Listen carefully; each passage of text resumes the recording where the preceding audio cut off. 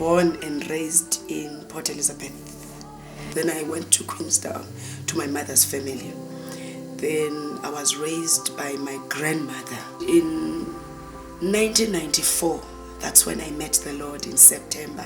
I remember it was going to be my birthday on the 26th of September. I met the Lord through the ministry of Pastor Nick Mutsatse and Pastor Mangaliso Machobani. We met in 1994 in Natlaki. In fact, she's one of our first converts. You know, I have a Methodist background, and I've always believed that it's the real McCoy, Methodist is the best church ever, and I was in the choir, I was with the youth, and you know, you get the uniform mostly when you are a full member. Then I got the uniform and I was active. She was a singer then, a guild girl from Methodist. In fact, what used to happen, because we were starting a church, she would start at our church, which was in a house, with a guild uniform. When I got saved in Good News, I would attend Good News from 9 to 11:15. From 11:15, I would run to the taxi and go to Methodist in Zwide.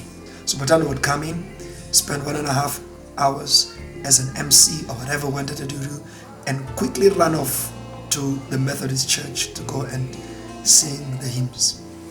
She did that for quite a while, really.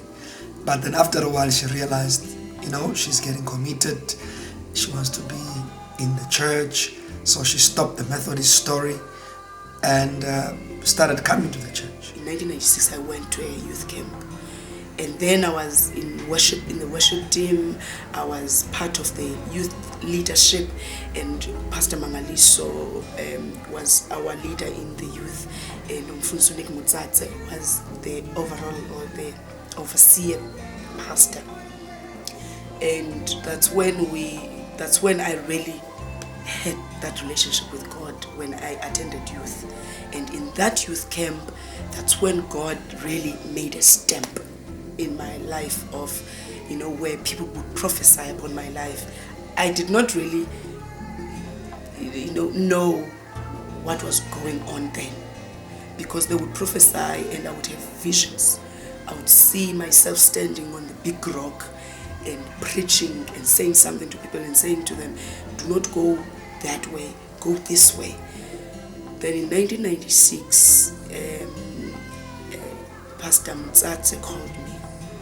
And he says, I believe there's a calling of God upon your life. And as I shared to him about my dreams and my visions, and he said, I really believe that you are called. And because you are called, you must go and study theology. So that was a total,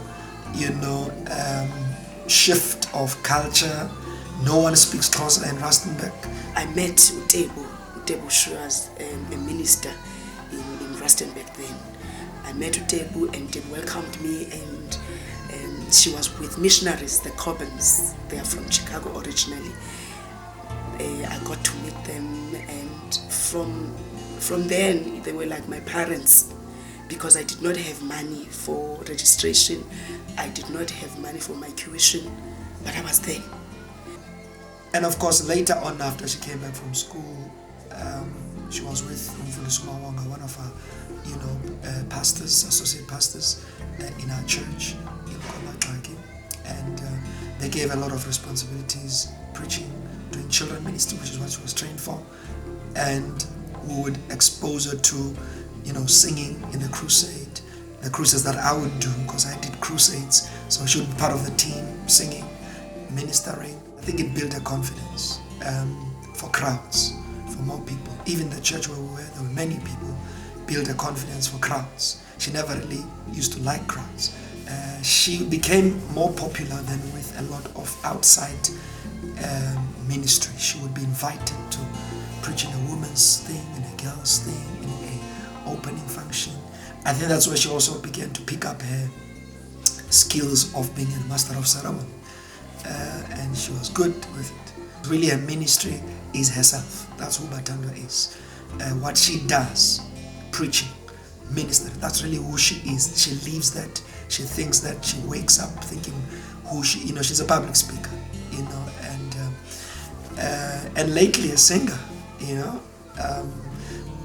she is doing something with Perfect Praise, which is a local group, and she's got 1 or 2 songs she's leading there. So that was good to actually see that side of her. She's always sang. I mean, when she started, we used to use her as a chorus leader, if you like, but her singing was not as strong as her preaching in later years. But now, I'm happy also to see her singing again.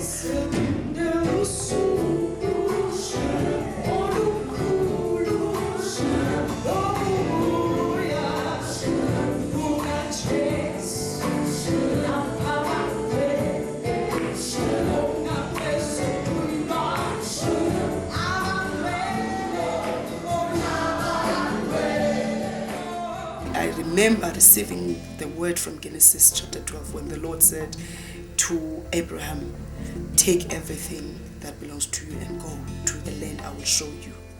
That's when God said to me, I will show you where to go. But when I went to the office and meet with the other guys, or Pastor Sabel or Pastor Africa, Pastor Ngosinkulu, who were there, Pastor Africa says, I feel that the Lord wants Bathandwa to go with Apostle Mangaliso and his wife and be a team and go to King Williamstown. That's when I ended up in King Williamstown. I moved in 2002 with the Machobanes, and the Lord has been faithful. Until now, I'm in King Williamstown. Her role in the church has always been to fit in my role when I am not there, particularly for pulpit ministry, because she has the same, if you like, the same feel, I don't know what you call that, as I have. Bathandwa brings a different piece altogether.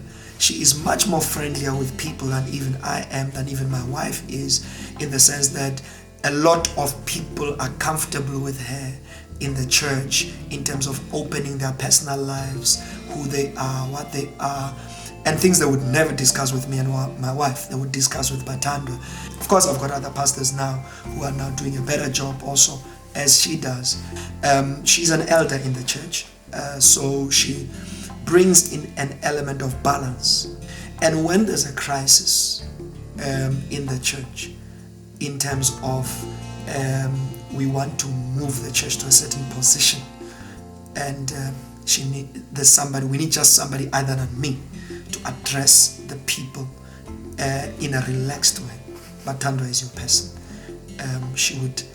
I think what she does, she kind of softens the hearts of the people first. She does a lot of singing, and that kind of softens the hearts of the people. By the time she speaks what we wanted to say, if there's a thing we wanted to push, a point we wanted to push, she'll put it in such a way that people are not even aware that she's been driving a point.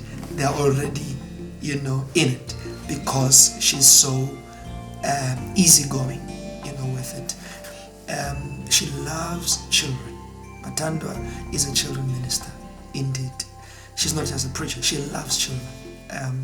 She's got all sorts of ideas about children. Successful project which she ran called Royal Family Kids Camp was one of the major roles that she played in making sure that kids are taken care of, ministered to. She's got passion for children. She's very innovative and very creative. I suppose you need to be when you deal with kids. And so that fitted her very well. And she did an excellent work with them together, helping her. And I saw a different side of Bathandwa when it comes to children minister. She really becomes a children minister. She becomes like a child. I've learned how to receive people for who they are. I've learned, how to be a daughter to a father. And I did not really have that respect for fathers, but I did not know. But as I grew in the Lord helped me to heal and to see, Umfundisi Mangaliso became a father to me, and so speak became a mother to me in their age, because they're not that old, but God taught me what it is to be a daughter. And that's when I learned so many things until I got married.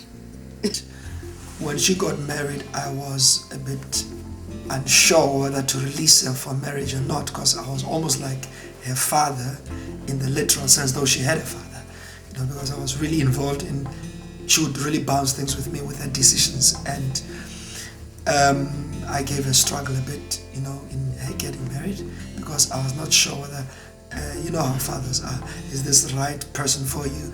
Is he gonna allow you to do what you do?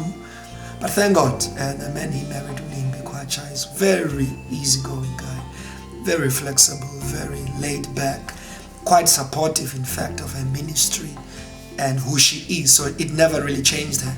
In fact, it made her more confident, because now she had a husband, so she was more confident about herself. I'm this person who's all over, who speaks, and he's quiet, and I like the fact that he's going to listen to me, and I'm going to be talking, and he enjoyed my talks, and that attracted me to him.